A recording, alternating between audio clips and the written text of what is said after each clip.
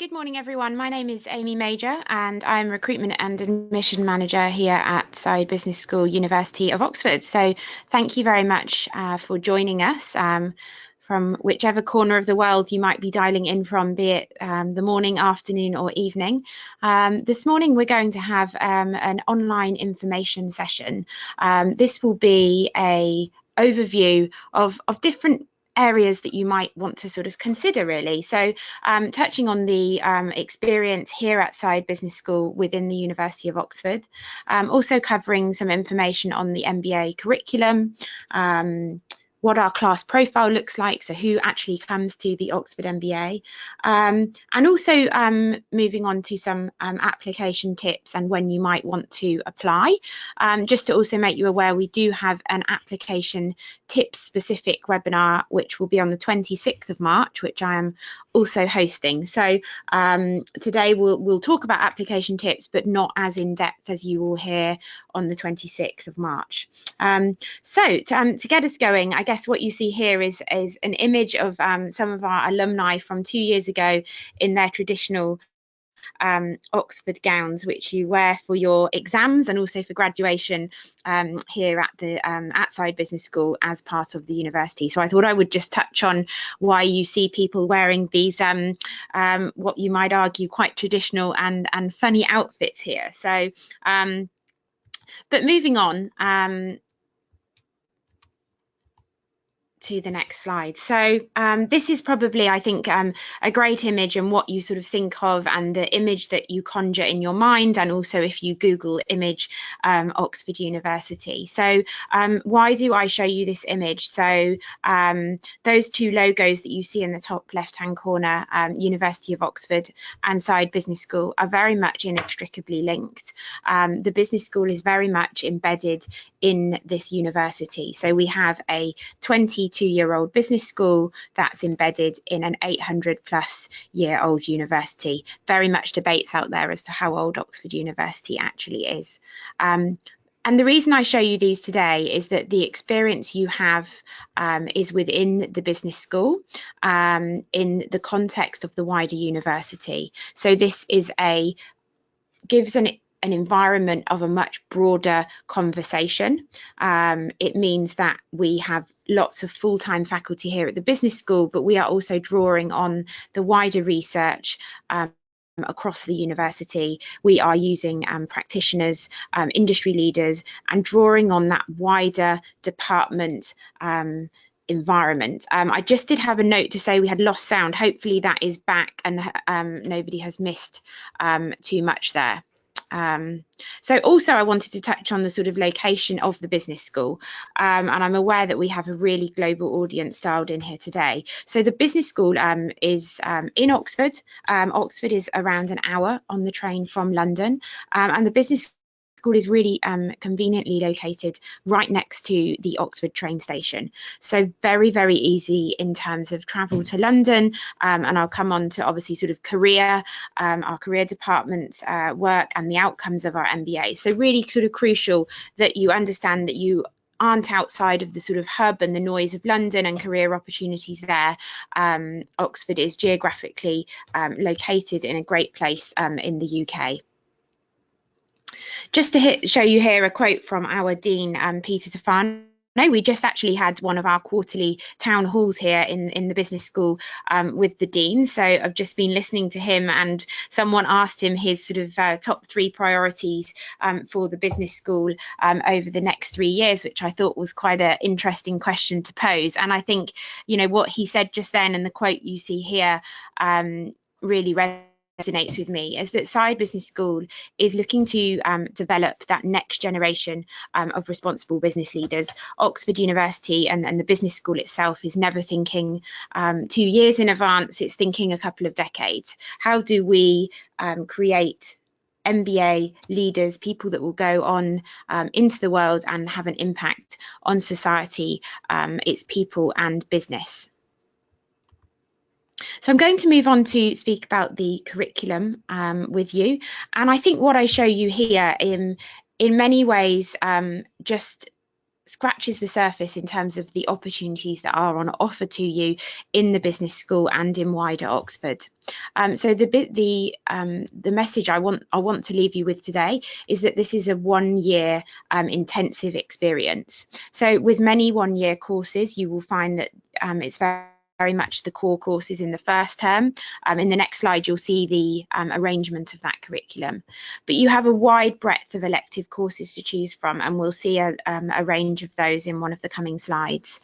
But really sort of the integrated modules, the co-curricular activities and the applied learning projects are where you really see a lot of the learnings from the core courses and the electives really coming to life. So I'll move on to the next screen just to show you what the curriculum looks like in terms of the timeline.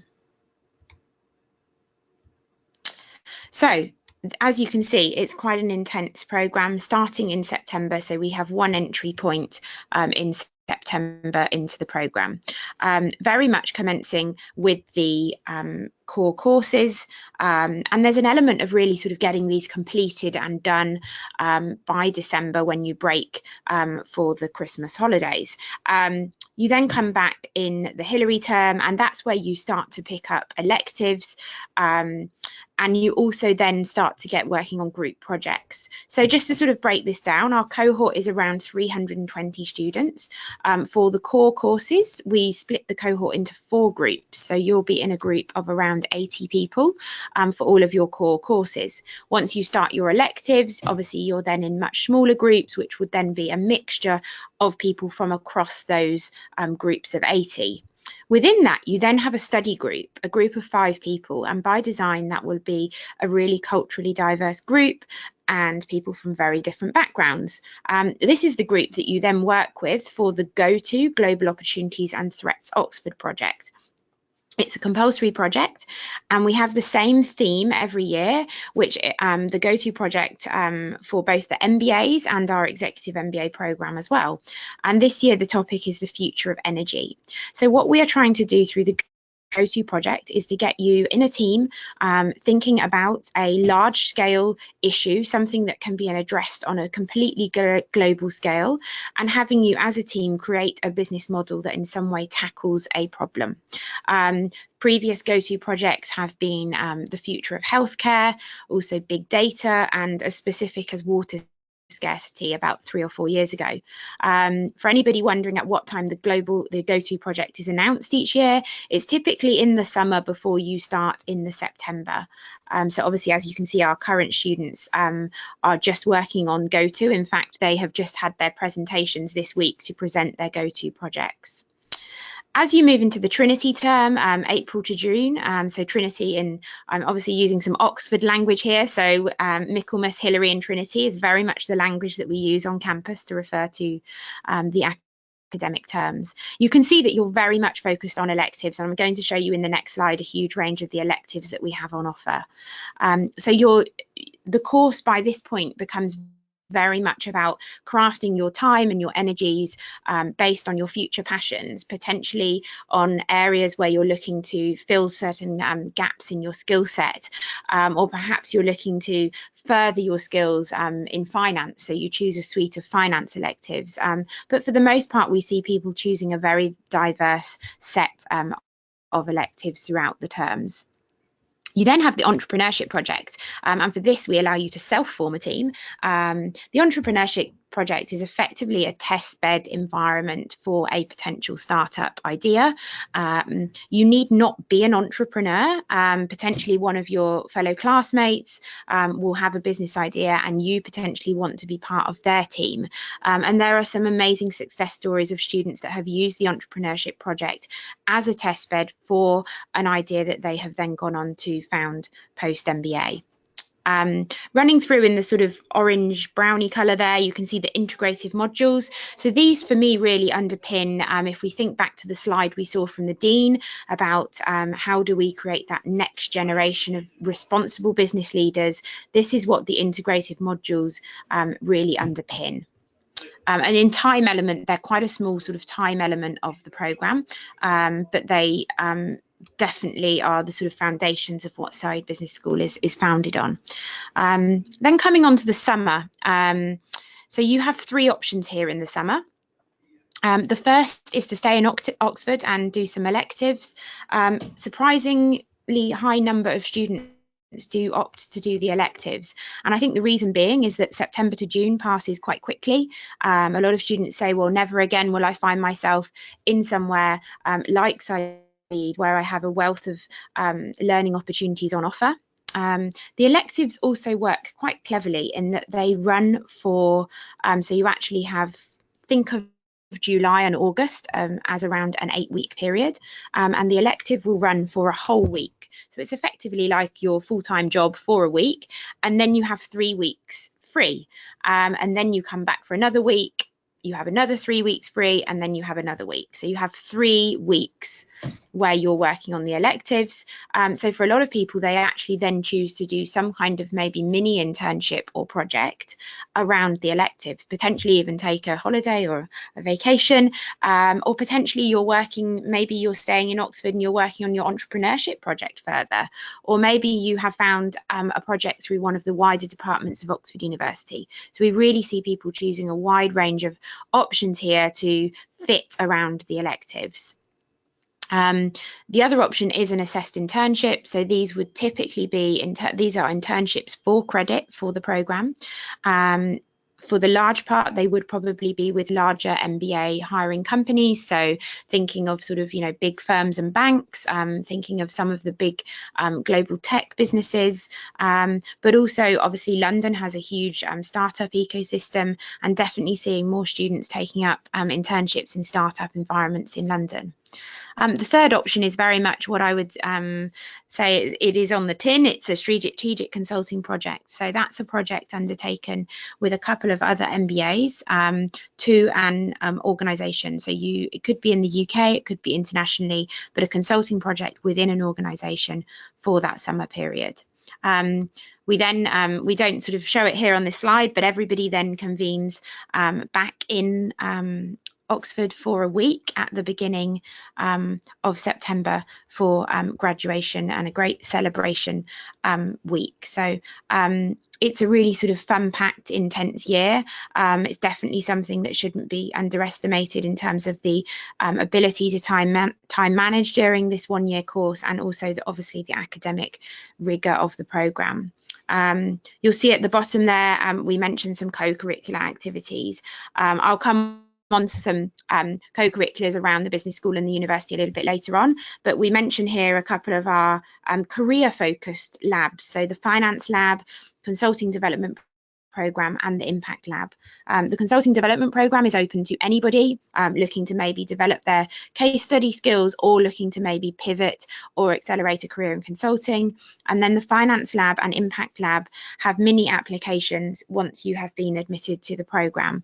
And finance lab obviously focused on giving people a real sort of upskill of both technical skills and commercial skills for careers in the finance space. So we're largely speaking here around investment banking, private equity, VC, impact investing, and so on.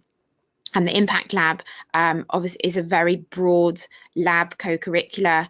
Obviously, impact as a whole covers a lot of spaces. It's a very sort of broad field, and actually within that we have the impact investing bootcamp as well. Our career department is then running a talent development program, which is up to you as to whether you want to subscribe to those activities. Could be everything from sessions on negotiation through to how do I improve my presenting skills. So a really sort of wide range and suite of activities, workshops, and speaker events happening here on campus. So just here to give you a sense of some of the electives on offer, and these run throughout the different terms. So as you can see, really wide-ranging, really sort of popular electives are definitely entrepreneurial finance. I'm not sure if we mentioned that one on here. Oh yes, we do, right in the middle. Entrepreneurial finance, social finance, strategy and innovation, digital and social media strategy. There's some really popular ones, corporate valuation as well. So just to give you an idea of some of the electives that you would have to choose from here on campus.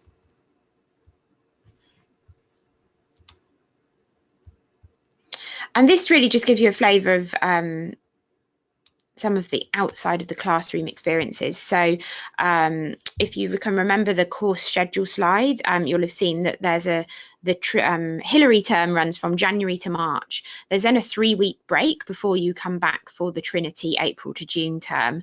And we have 3 international electives that take place during that Easter break. As you can see, this is some of our students in Nairobi, in Kenya last year. So growth prospects and opportunities for business in Africa. We also have a FinTech elective, which is a week in London. And we have a digital transformation of marketing elective, which goes to New York.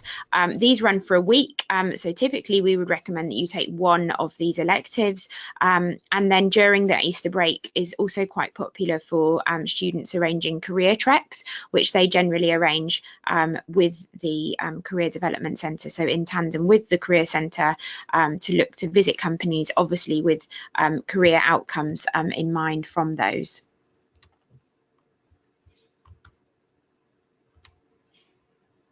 So obviously, as you look to apply to the programme, once you get to the interview stage, we invite you to an interview experience here on campus, where you get to really sort of start to get exposure to our Career Development Centre. They're obviously very busily right now working with our current cohorts. Because we are a 1-year programme, we start the interactions with the Career Development Centre from June before you start the programme in September. So absolutely lots of opportunity to interact with the Career Development Centre once you've been admitted to the programme. But I'm just going to touch on in the next couple of slides some of the career outcomes of our class, the employers that are hiring our graduates, and also some of the services offered by the Career Development Centre. Also, I would urge you to go to our careers section of the MBA page of the website and to have a look at our employment report as well. So this just really gives you a snapshot of the sector destinations and geographical destinations that our students are going to. As you can see, I'll probably say the word diversity far too much on this session here, but you can see that students are going to every corner of the globe and in a wide range of sectors. Obviously, there's sort of concentrations of consulting and finance, but global industry, you can see, really sort of breaks down into a lot of sectors, technology obviously being a huge growing sector for MBAs, and it's actually increasingly more difficult to put things crudely into brackets. So I'd really urge you to sort of read between the lines when you see these stats as well, because I think finance and consulting and technology can so easily overlap. Also, what is impact these days? A lot of organizations, big tech companies are having to become, more aware of sort of responsibilities to the world, for example. So definitely, look at that when you're comparing sort of business schools. I, urge you to look at this, with a sort of fluid view as well. It's not a black and white case some of the time. Obviously, you can see the sort of the destinations after graduation are hugely diverse, and obviously a lot of MBAs potentially using an MBA in the UK as a vehicle to work in London or across Europe. So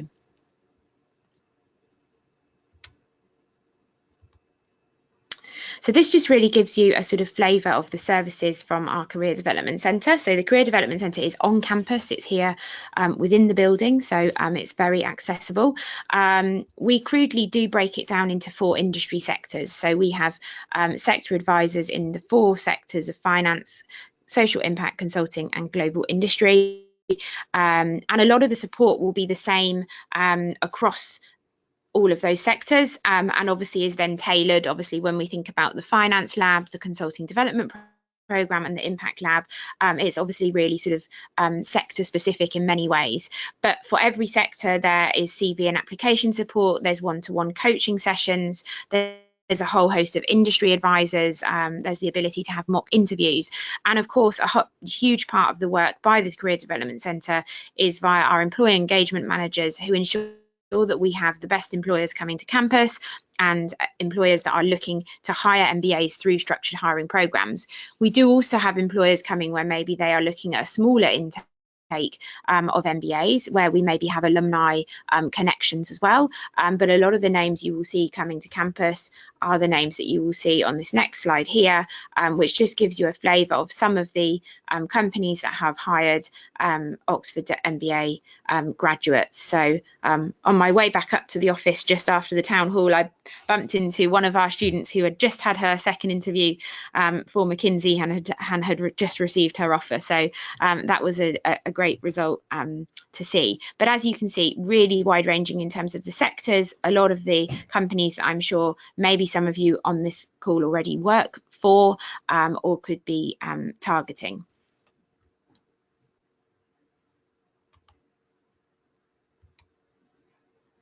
So I sort of mentioned at the beginning, so who comes to the Oxford MBA? What is the profile? And I would often say that I get the question of, am I the type of person that Oxford is looking for, or do I have the right profile?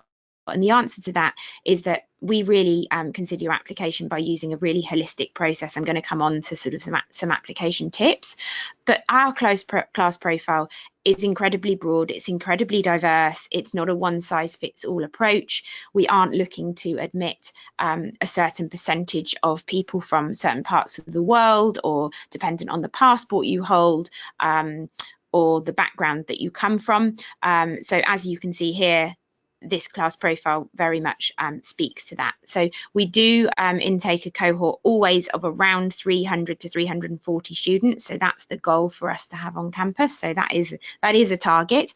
And we obviously aim for it to be a very diverse group of people. And that happens just naturally through us having an openness to the kind of people that apply, and just the people that naturally do apply to Said, obviously on the backdrop of Oxford University, which also attracts a very wide range of students, and I think speaks to the gravitas and the credibility of the Oxford brand, which translates globally to probably every continent. Moving on to female participation, this is obviously a percentage and a ratio that we are focused on. Our ambition is to have a consistent 40% plus female participants on the programme. I think every female here this year would attest to you that they know they are here through their merit. So we absolutely are equally not positively discriminating, but totally something that the school is focused on, as every organisation is in the world today. Average work experience. So I get a lot of people say, oh, well, I'm going to have, if I don't apply this year, I'll have 6 years, or I only have 2 to 3 years, or I have 10 years. Is that a problem? You know, this is an average. It's an average of around 320 people. So it's very much around when it's the right time for you. So please do not focus too much on those average years. And GMAT, I think I will come on to when we come on to the application tips, but that's just to give you a sense of the sort of median GMAT this year of our cohort.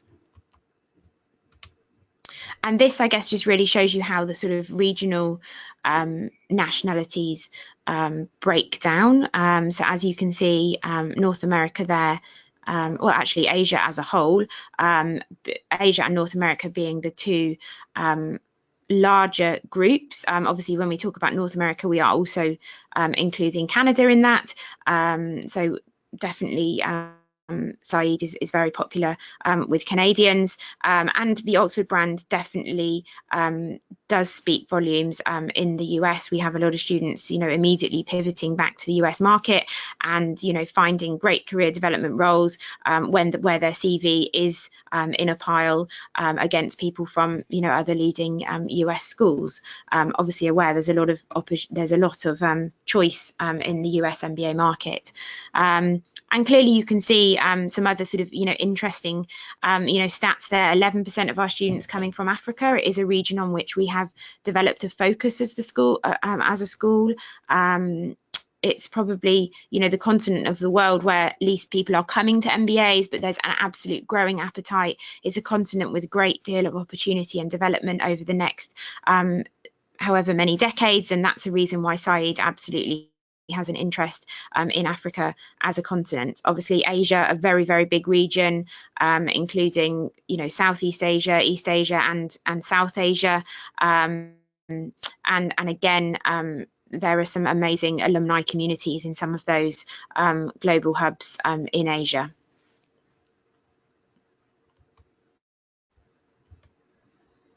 So I'm going to come on to a bit more about the experience and back to some great Oxford images. So we have a college system here at Oxford, and we've currently got about 200 people dialed in here, and I'm aware that you probably all have a different level of understanding of the college system here at Oxford. So I'm just going to kind of try and give a little synopsis of how that works for the benefit of everybody on here, but please rest assured you will get a lot more information down the pipeline as you look to apply, and there's also ways in which you can do some research on the college system.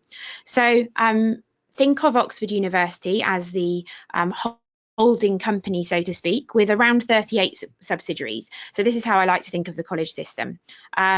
That you then have the academic departments, of which Saïd Business School is one of those. So the business school that you saw on one of those first slides is where you will spend your day. It's like your place of work. It's where everything in the MBA will happen. And then outside of that, you will have a membership to one of the 38 Oxford colleges. And this is what gives you access to formal dinners, to balls, to getting involved in sports, professional networks through your specific college. Now, the MBA cohort, as you've seen, is around 320 people. And believe you me, the MBA cohort is a force to be reckoned with, as people invite each other to each other's colleges, as you get involved in intercollegiate sports and professional networks. So you may have a membership to one college, but you will also have the opportunity to spend time at other colleges across the year that you're here. Now, people often ask about accommodation. You will see from this image here, most of the colleges at Oxford all have a sort of very traditional grass quadrangle in the middle. And you will notice, and from probably your knowledge of Oxford, know that most of these colleges are several hundred years old. And we have a lot of restrictions as to what we can do to historic buildings here in the UK. So we can't just suddenly build a purpose-built accommodation site for postgraduates that would like a nice ensuite bathroom and facilities like they possibly have at home. So quite often you will go to your college for a dinner, you might get involved in an event at your college, you might even go to some of the services at the chapel within your college, you could attend a whole host of events, you might go to the boat club for your college and take up novice rowing during the year, or perhaps you're an elite rower.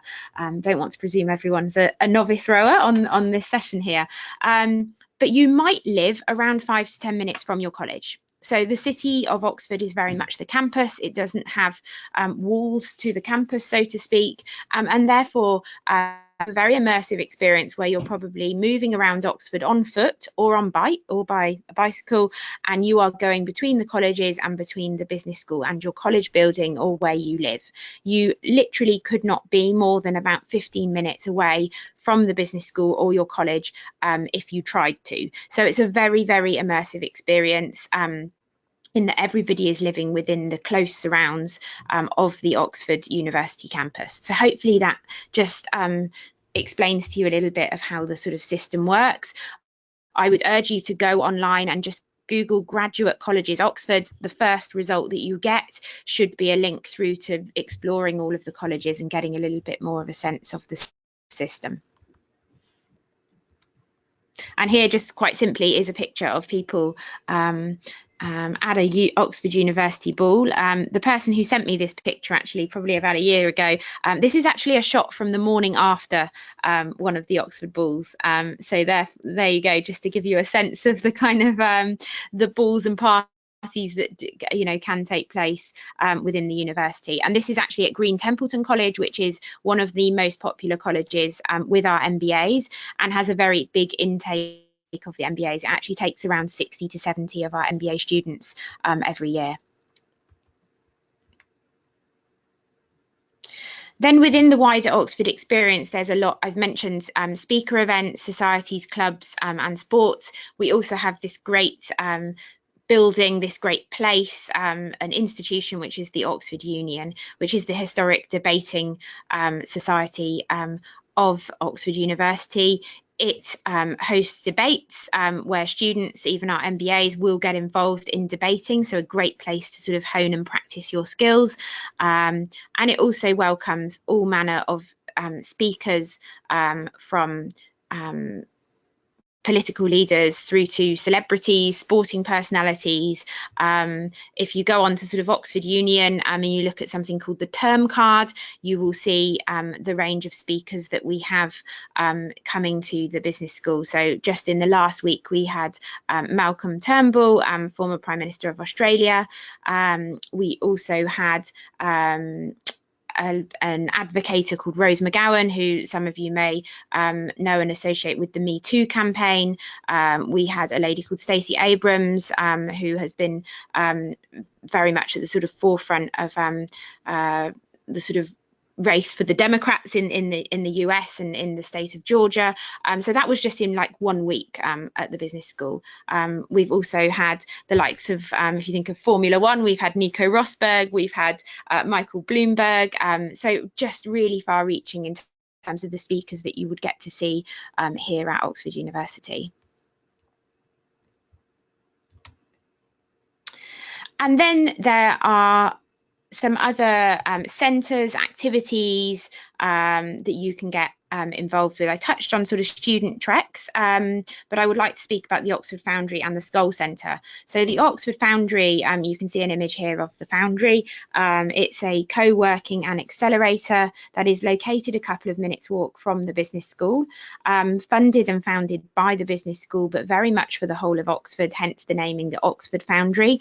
What you can see here is the ground floor co-working space. It's a co-working space. It's a space for boot camps and workshops. Just a couple of weeks ago, we had a rather large AI impact weekend running at the Foundry. And what you have upstairs is an accelerator. It's very much modelled on a typical impact incubator accelerator model, and looks to incubate 10 startups each year.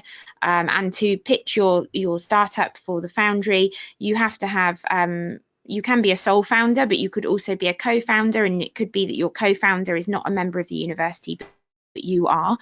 So you either as a student or alum of the Oxford Foundry, you can look to get involved with the accelerator. Some of you may have heard of the Skull Centre for Social Entrepreneurship, and this centre has been at the business school for some years now, part of the Skull Foundation, which some of you may have heard of, based in the US. And the Skull Centre is very much an integral part of the business school. It's very much focused on moving the needle on social entrepreneurial issues, on bringing thought leadership, bringing activities and programs to Said to really kind of foster an ecosystem for social entrepreneurs. So it's absolutely something to Google and do some more research on if you are in that in the social entrepreneurship space. They are also heavily involved and very much with the leaders of launching the Impact Lab as part of the MBA curriculum.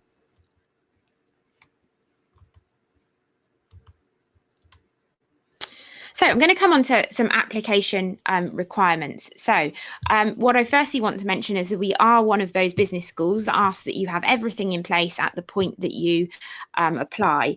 There are some elements here that we could talk about at length, which will be covered more in the application tips webinar on the 26th. So if you do have questions arising that are very, very specific, obviously save those for sort of 2 weeks time, or I will be giving an email address at the end where you can send specific inquiries. So we require your academic transcripts, and we are obviously looking for you to bring an undergraduate degree to the MBA as a minimum. If you have a master's degree, a DPhil, other professional qualifications, absolutely they are part of who you are and add to your application. But don't feel worried if you are somebody that doesn't have a master's degree. We are looking for a bachelor's, and we are looking for a GPA equivalent of 3.5 or around that around that grade, or in the UK conversion a 2-1 or above. To submit your application, we ask for a 1-page CV. We do have a really handy template on the website. It's not mandatory, but I do think it is really useful. We're then obviously asking for the GMAT or GRE score, which is probably the thing that is top of mind for most people. So we accept GMAT or GRE equally. For GMAT, we are recommending that you apply with a GMAT of 650 and above, or a GRE of 161 quant and 160 verbal. Obviously, you saw on an earlier slide, the median of our current cohort is 690. So I would recommend that 650 might be the minimum with which you look to apply. We then have English language requirement, which is a simple but equally could be seen as a complex process. There is a really good write-up about the requirements around this on the website under the How to Apply section, but I'm just going to briefly explain where you might be eligible for an English test or not. So if you have a degree fully instructed in English, you would absolutely not have to take an English language test. If it's in what is deemed an English language speaking country, of which there's a list on the website, then you would not need to take a test. If you, for example, let's say you took your undergrad in Germany, it was instructed in German, but you did a year of your course in the UK, for example, you would then either need a letter or proof via your transcript that you had a year instructed in English. If you have a minimum of 9 months instructed in English, then you are eligible for an English language waiver. But that does have to be 9 months or more as part of a full-time degree studies. So I urge you to do look at the English language requirements on the website before you inquire with us. If you then have questions, absolutely make the inquiry with us as to whether you would be required to do one or not. We then have 2 essay questions. They're quite short essay questions. I will talk about these a lot more in depth on the webinar in 2 weeks' time, but essentially we are looking to get to know you. We're looking to learn more about you. It's really advisable to think about the MBA application as quite an introspective process where we want to really sort of get to know you on paper. We want to really sort of you want to bring that paper to life through your answers to those essays. Perhaps you want to tell us about your background, perhaps you're wanting to tell us about your future goals. Obviously you can, the questions are specific, but you can definitely bring these back to yourself and your own passions and your interests. We're then looking for 2 professional or academic references, and my advice here is to go down the professional reference route over academic, unless you have a strong relationship with an academic referee. And these can be mentors, they can be current bosses, previous bosses, but they should, above anything else, be the people that are your advocates, your promoters, the people that really would be like your sponsors, would be the people that are interested in your future development and know you beyond your day-to-day work. So if they know your working style, how you work in a team, comments around these areas are really helpful. And then we talked about work experience, about the average of 5. You need a minimum of 2 years work experience. So that is 2 years experience post your degree, and that would be 2 years minimum experience by the time you come to start. So you could apply with 18 months experience on the proviso that you would have 2 years by the time you came to the programme. So how do you look to sort of strengthen your application? I touched on a couple of pointers just on that last slide. So we really want to get to know you. We want to understand what you're going to bring to the MBA cohort. Every year we're looking to I heard our Deputy Dean once refer to this as sort of crafting a cast for a play. We're looking for a diverse group of people that are going to challenge each other, that are going to want to learn from each other and provide a real sort of diverse group of insights. really not to underestimate is the element of teamwork in this, and obviously therefore your communication skills. You don't need to be a leader, but perhaps you demonstrate leadership values or goals for the future. One can never underestimate awareness, so your self-awareness of your goals, of the reality of what you want, of where you want to go, and of the skills that you bring, and also the gaps in your skills. And probably this all comes back to the career vision that you have for the future, and a vision of your career within your application, I think really helps you to define why you want to do this and the purpose of the MBA. It's arguably a big commitment. It's something that you need to be 110% sure of, and it's a big step to take a year out of your career, potentially a sabbatical, or even, you know, quitting or resigning from your current work to come to this. So showing to the admissions committee that you have a vision of the purpose of what this MBA is for is something that I cannot stress enough. So application deadlines, as you can see, 3 of these dates have passed and we have 1 deadline remaining in stage 4. I'm conscious of, given where we are in the academic year, that probably one of the questions that probably people have is, what are my chances of applying in stage 4? So the reality is that stage 4 is the most competitive round. Right now, we are about to make our stage 3 offers on the 22nd of March. So once we have made those offers, we will then have a clearer view of the likely or potential numbers of offers we might make in stage 4. And obviously, as people start to pay their deposits from stage 3, we will then have a much closer view on how many offers might be able to be made in the last stage. In any other round, so stage 1, 2 or 3, your odds are very, very similar. If you have a good application and you feel you're putting forward your best application, you have an almost equal chance of admission from stage 1 to stage 3. It's also the stages in which we give out most of our scholarship funding. So if scholarship funding is important to you, and definitely being on the MBA course in September, then I do recommend against applying in stage 4. However, absolutely, we will have some spaces available. We did make offers in the 4th round last year, but it is a round in which you need to make sure you have a competitive application. If you are aware that you have an area of your application which is not so strong, then I would really urge you to wait until the 1st round of next year for the 2020 intake.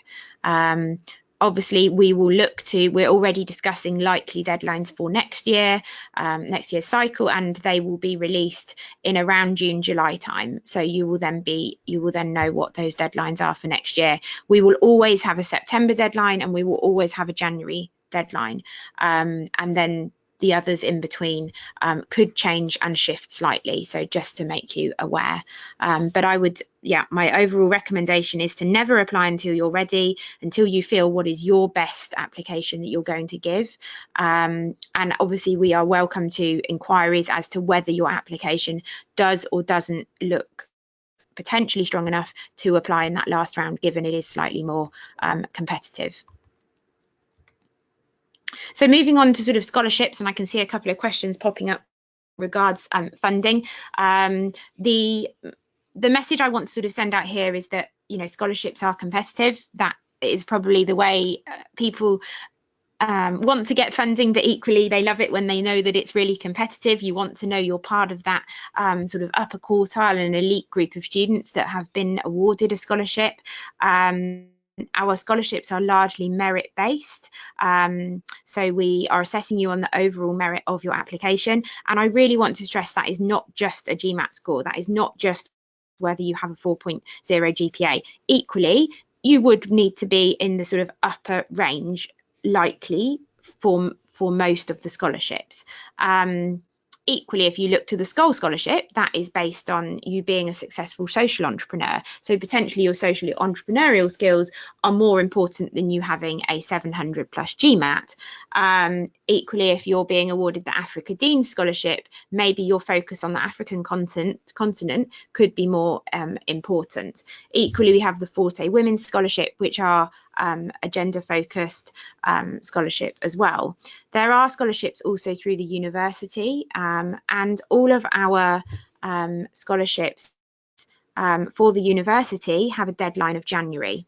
For most of the scholarships through the business school, you simply need to tick a box. However, if you navigate to the SBS scholarships page via the MBA program on the SBS website, you will see it's very clearly outlined whether further documents are required. So there will be like a brackets where it will say whether there's an essay or whether there's other elements required. So I urge you to have a look through those and see whether there are further requirements for the scholarship that you're applying to. Obviously, we do see some students that are company sponsored, perhaps using Prodigy Finance, which is the most popular loan company. And we do have some bursary awards available if you do potentially have a case for financial need. Once you have received your offer, then there is the chance of smaller bursary funds as well.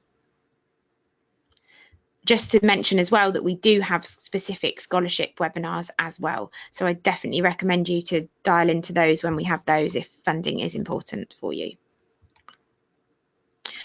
So I would say you're definitely doing all the right things by being on this webinar now today.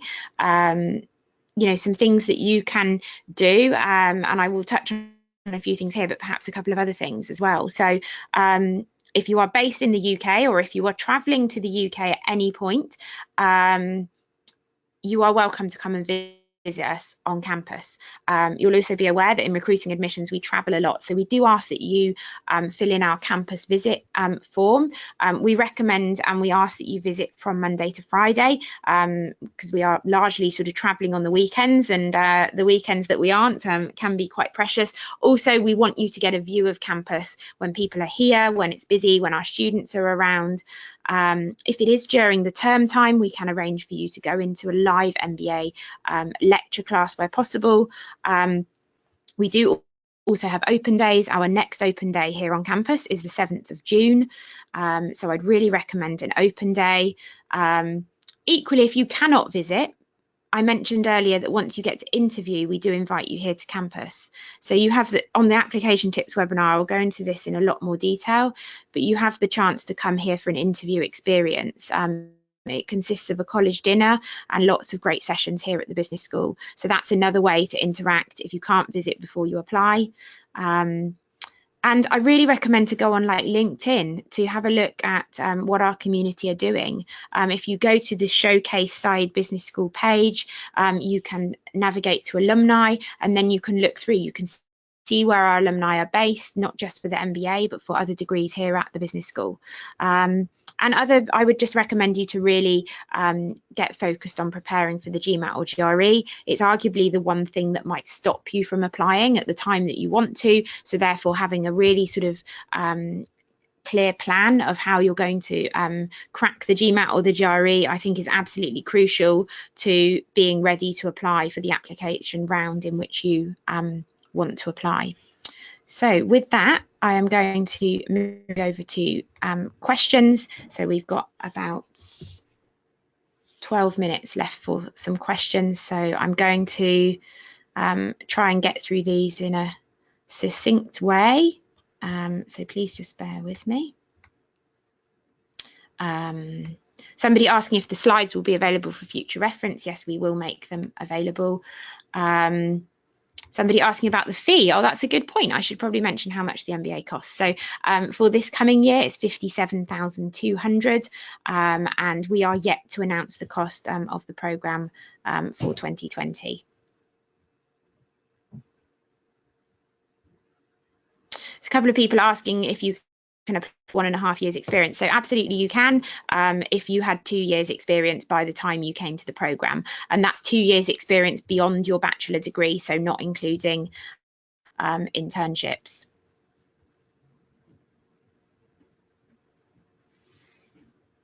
Somebody asking if graduates had any difficulties trying to find employment in North America, or do they choose to find employment elsewhere? So I mentioned sort of earlier on that we do have a big community of students from the US, and absolutely probably about half and half. Probably half of them will pivot straight back to North America, and half of graduates might stay in Europe. Equally, we have students from North America going elsewhere in the world, but I think certainly the Oxford brand, does work going straight back to the US as well. Some graduates have said that they found that employers say, oh, it's something different to maybe one of the top US schools as well. Is there an option for a part-time MBA?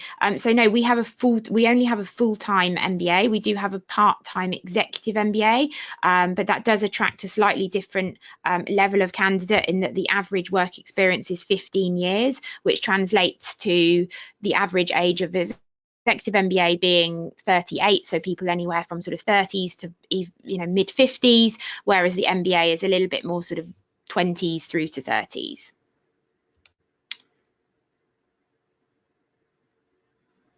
Somebody asking about the success rate of scholarships. So generally anywhere from about 20 to 25% of our students will have a scholarship during any one academic cycle.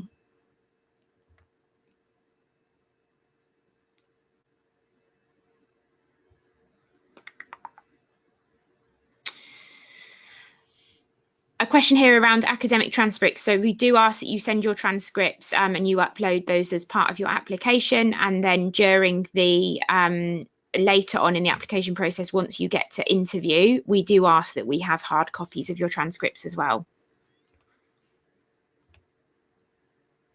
Oh, good question on references. So they do need to be professional email IDs.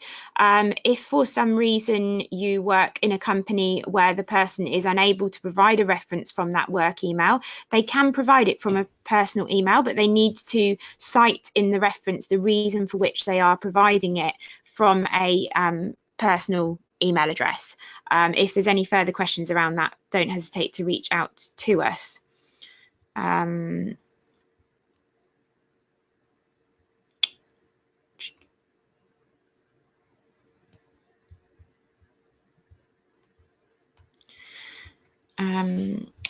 Question: if do international students also get admitted in the final stage? Yes, they absolutely do. Our cohort is about 92% international, so most of our students are international.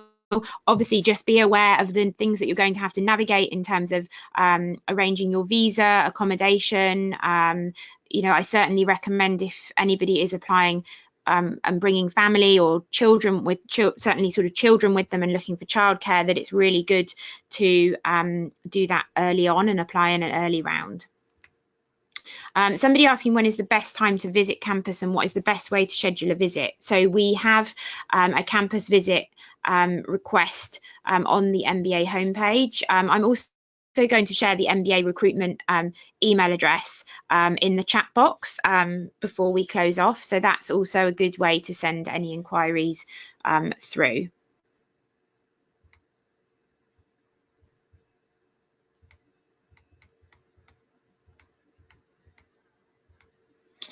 With regards to the English test, you do need to have a valid IELTS or TOEFL score. If it's valid at the time of applying, then that would still be fine. But if it has expired, you will need to sit a new test.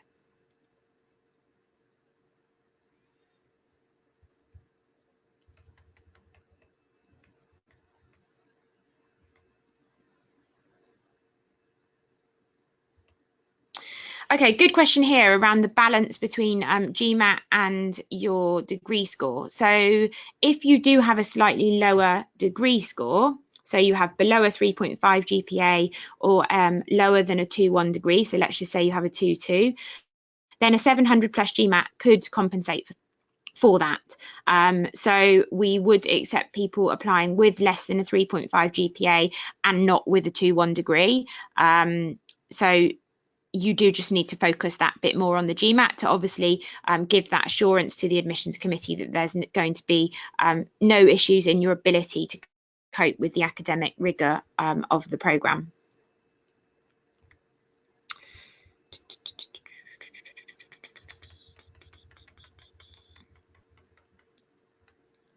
Okay, good question about how the time commitment of the core courses. So typically this is around probably 25 to 30 hours a week. So the core courses within the first 3 months of October, December, you're typically going to find yourself sort of on campus, probably 4 days of a week.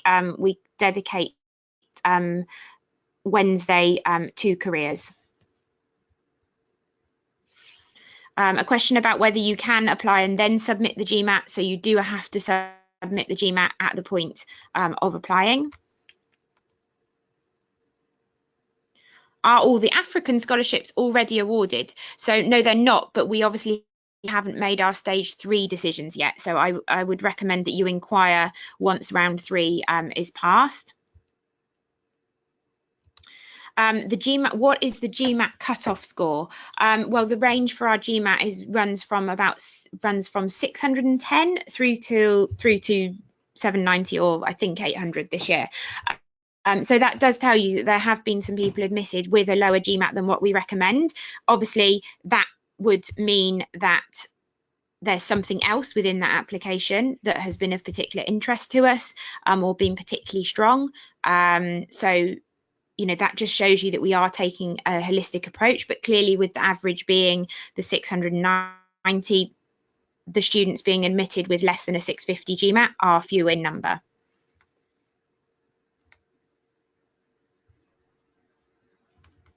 Someone asking if we will have a webinar on the Oxford 1+1 programme. Yes, we will be having one of those coming up quite soon.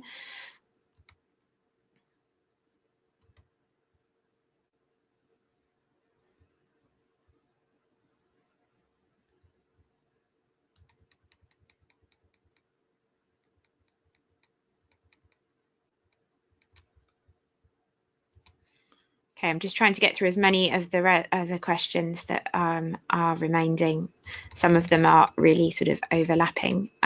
So I do just want to cover off. I have a couple of questions here around Brexit, and I think it would be remiss of me not to answer this. So if anybody has been watching the news over the past 24 hours, you will see that it is a constant changing scape, and I would say that I largely do not know more than you probably know. What I would say is that clearly, if we're talking about opportunities in London, there are some huge employers. There are a lot of MBA hiring employers that have hugely multicultural communities and teams.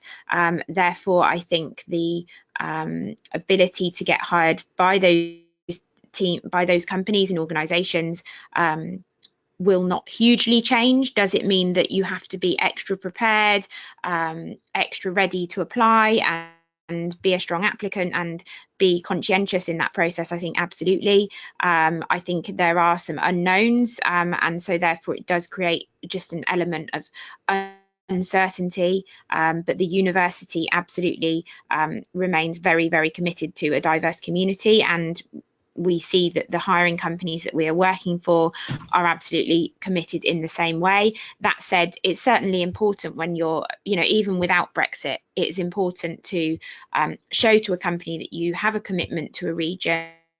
Potentially you might want to think about the number of things that you're trying to pivot via the MBA. So if you are changing function and sector and location, that's a lot of things to change at once. So would definitely urge people to have an openness to the location that they would consider, and potentially when you're trying to consider switching function and sector at the same time and coming to a location in which you haven't been in before, that's a lot to do. I'm not saying that's impossible, but not everybody will be able to do that. So it's certainly good to be open to the location in which you might work. So for example, Amazon as an MBA hirer will make offers in London.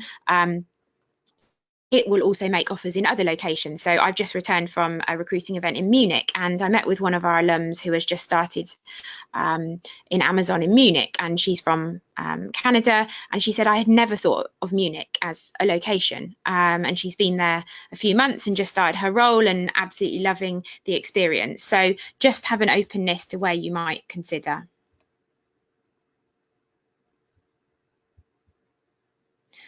You do need an official GMAT score at the point of the deadline.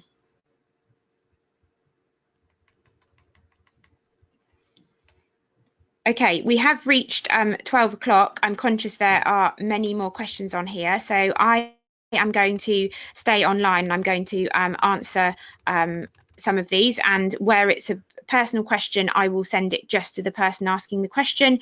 Where it is more public, I will make it open to all if I think it's of benefit. So I will stop speaking now, but I am going to answer some of these questions. So please do stay online if your question hasn't been answered, and I will look to answer these now. I'm now just also going to send the inquiry email through for everybody. So if you have inquiries that are of a more sort of personal nature and specific, please send an email to mba-recruitment@sbs.ox.ac.uk. However, I do also recommend to really read the MBA page of the website. There's a lot of information there that you can find out a wealth of information. But I'm now just going to run through some of these questions here. So thank you for dialing in. As I've mentioned, application tips webinar is on the 26th of March. So please do dial in to those.